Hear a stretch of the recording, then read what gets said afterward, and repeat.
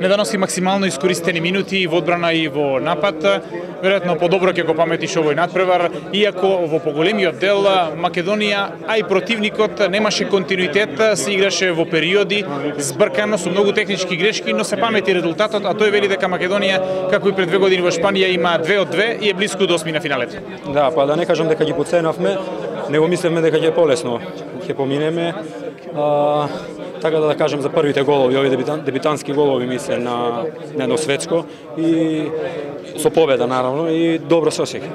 Сум честито за победата и тоа. Зборува за тоа колку енергија потроши нашата репрезентација денес против овој Иран, кој што имаше своји моменти, меѓутоа ќе повторам уште еднаш, од овој надпревар треба да остане резултатот, а се останато да се тргне настрана, бидејќи имаме утре слободен ден и не очекува третиот противник Босна и Херцеговина. Па да, доста енергија вчера се потроши на утакмица со Тунис и повеќе се спремавме за таа со Тунис.